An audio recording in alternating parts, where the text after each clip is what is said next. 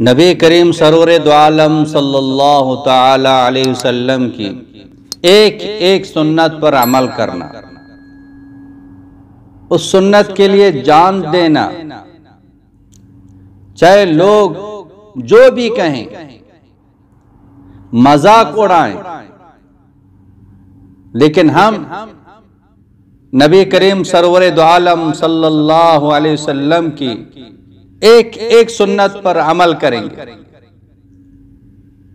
نبی کریم سرور دو عالم صلی اللہ علیہ وسلم کی ایک ایک بات کو مانیں گے، جیسے کہ صحابہ کرام رضوان اللہ تعالی عنہم اجمعین نبی علیہ السلام کی ایک ایک سنت پر عمل کیا، ایک ایک بات ماننے والے تھے۔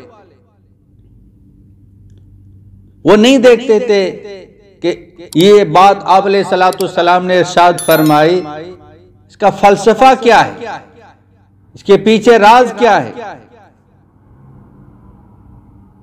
سوچے بغیر فوراً اس پر عمل کیا۔ ایک دن نبی کریم سرور دو عالم صلی اللہ علیہ وسلم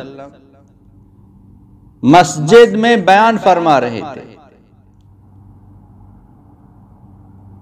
عام طور پر ہم بھی دیکھتے ہیں جب کوئی عالم بیان کر رہا ہوتا ہے، کچھ لوگ بیٹھ کے سنتے ہیں، کچھ لوگ کھڑے ہو کے سنتے ہیں۔ حالانکہ کھڑے ہو کر سننا یہ اس مجلس کی بے ادبی ہے، بیٹھ کر سننا ہے۔ تو نبی علیہ السلام بات فرما رہے تھے، کچھ لوگ کھڑے تھے، اور حضرت عبداللہ ابن مسعود رضی اللہ تعالیٰ عنہ مسجد کی طرف آ رہے تھے، دروازے تک پہنچ گئے تھے۔ جو لوگ کھڑے تھے نبی علیہ السلام نے ارشاد فرمایا کہ بیٹھ جاؤ۔ یہ آواز حضرت عبداللہ ابن مسعود رضی اللہ تعالی عنہ کی کانوں میں بھی یہ آواز پڑی تو وہاں بیٹھ گئے، حالانکہ اس کو بھی معلوم تھا کہ آپ علیہ السلام جو لوگ کھڑے ہیں ان سے ارشاد فرما رہے ہیں، اشارہ فرما رہے ہیں کہ بیٹھ جائیں۔ فرمایا جب اللہ کے نبی کی بات میرے کانوں میں پڑی، بیٹھ جاؤ، میری یہ جرات نہیں ہوئی کہ میں کھڑے ہو جاؤں۔ ایسے ماننے والے تھے۔ حضرت حذیفہ رضی اللہ تعالیٰ عنہ جو مشہور ہیں نبی کریم صلی اللہ علیہ وسلم کے رازدار تھے، کسرا کے پاس چلے گئے، ایک وفد تھا، ایک جماعت تھی، بات کرنے کے لیے گئے۔ جب کھانے کا وقت آ گیا، دسترخوان لگ گیا، کھانا کھا رہے تھے، دسترخوان کھانے سے بھرا ہوا تھا۔ حضرت حذیفہ رضی اللہ تعالیٰ عنہ کے ہاتھ سے ایک لقمہ تھوڑا کھانا گر گیا دسترخوان پر۔ سنت یہی ہے، ہاتھ سے جو کھانا گر جائے اس کو صاف کر کے کھانا چاہیے، سنت ہے۔ حضرت حذیفہ رضی اللہ تعالیٰ عنہ نے اس کھانے کو اٹھا کر کھانے لگ گیا، یہ سنت ہے۔ کسی نے کوہنی مار کر کہا کہ یہ کیا کر رہے ہو، اتنے بڑے بڑے لوگ، بادشاہ، سپر پاور، دسترخوان بھرا ہوا ہے، اب نیچے جو کھانا پڑا ہوا ہے اس کو اٹھا کے کھا رہے، یہ لوگ کیا کہیں گے کہ انہوں نے کھانا نہیں دیکھا ہے، یہ بھوکے ہیں۔ فرمایا اترک سنت حبیبی لہؤلاء الحمقاء، کیا ان بیوقوفوں کی وجہ سے میں اپنے حبیب کی سنت کو چھوڑ دوں؟ جو کہیں کہنے دیں، سنت کو نہیں چھوڑوں گا۔ ایک ایک سنت پر عمل کرنے والے تھے۔ ایک صحابی اللہ کے نبی کے سامنے بیٹھے ہوئے، وہ ڈکار آئی، آپ نے فرمایا کہ قصر جشاعک، آپ اس کو روک دیں، اشارہ فرمایا کہ آپ یعنی زیادہ کھانا نہ کھائیں، پیٹ بھر کر کھانا نہ کھائیں، کیونکہ ڈکار جو آدمی لیتا ہے زیادہ کھانے کی وجہ سے۔ صحابی نے سنتے ہی 30 سال تک کبھی پیٹ بھر کر کھانا نہیں کھایا، کہ میرے نبی نے فرمایا۔ آج ہم سنت کو سنت سمجھ کے چھوڑتے ہیں کہ سنت تو ہے، صحابہ کرام سنت کو سنت سمجھ کر عمل کرتے تھے، آج سنت کو سنت سمجھ کر چھوڑ دیتے ہیں کہ سنت ہے، فرض و واجب تھوڑی ہے۔ اللہ پاک کو اپنے حبیب کی ایک ایک ادا پسند ہے، جو چاہتے اللہ مجھ سے محبت کرے، اللہ مجھے مل جائے، تو وہ ایک ہی راستہ ہے، اللہ کے حبیب کی سنتوں پر چلنا پڑے گا۔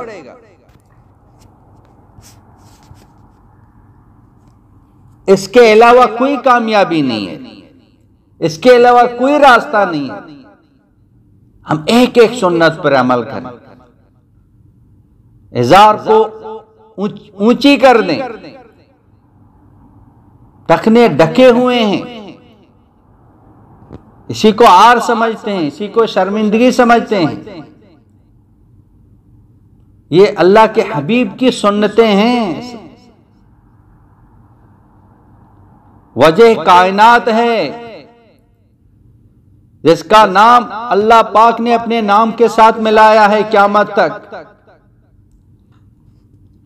پورا قرآن میں اللہ نے اپنے حبیب کا نام لے کر نہیں پکارا،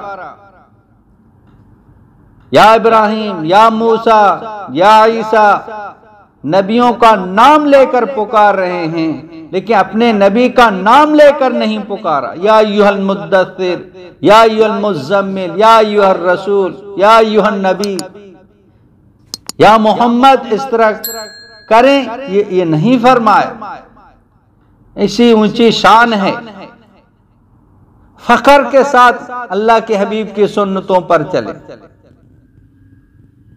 لوگوں کو دکھائیں سب سے خوبصورت ترین شخص اللہ کے محبوب کی یہ سنت ہے۔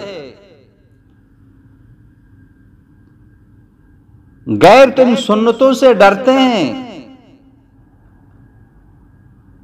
جس کی محبت دل کے اندر ہوگی ان کی ادائیں بھی پسند ہیں۔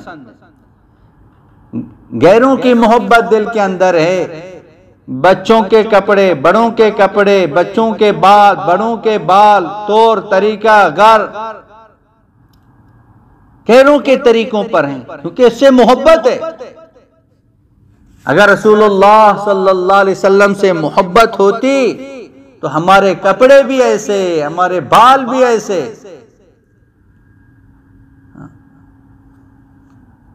اور نبی علیہ السلام کی محبت کے بغیر نہ دنیا میں کامیابی ہے، نہ آخرت میں کامیابی ہے۔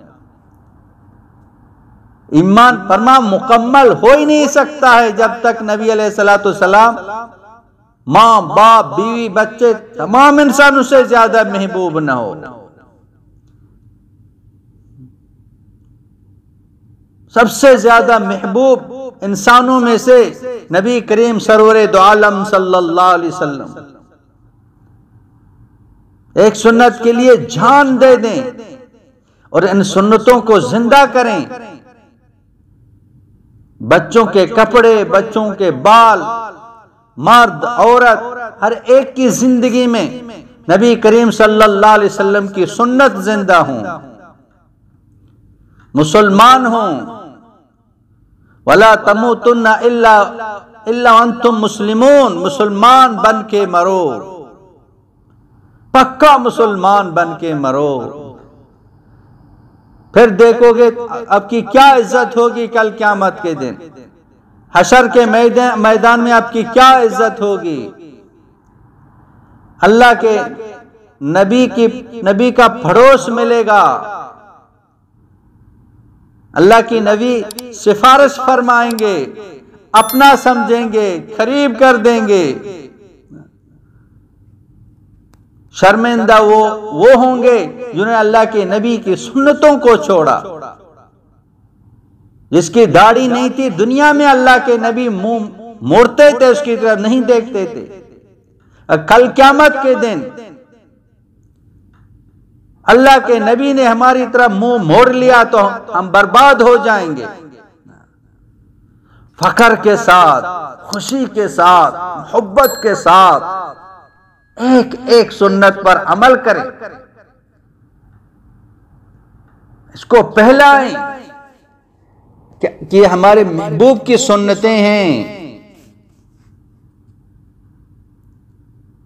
اللہ کی مدد نہیں آ سکتی ہے جب تک سنتوں پر عمل کریں۔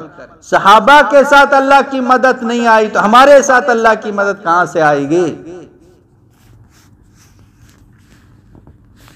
تو میرے محترم بھائیو دوستو، یہ دین کا کام، یہ ہم سب کا کام ہے، یہ ہم سب کی ذمہ داری ہے، سب کو بتانا ہے، سب کو سمجھانا ہے کہ اللہ کا دین، اللہ کے احکامات، جناب رسول اللہ صلی اللہ علیہ وسلم کی سنتیں پوری دنیا میں زندہ ہو جائیں، ہر ایک اس پر عمل کرنے والا بن جائے۔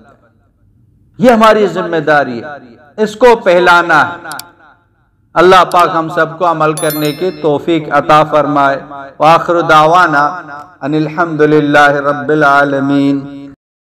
مولانا عبدالحکیم اسحاق کے بیانات کے لیے حکیم اسحاق آفیشل کو سبسکرائب کریں۔ مولانا عبدالحکیم اسحاق۔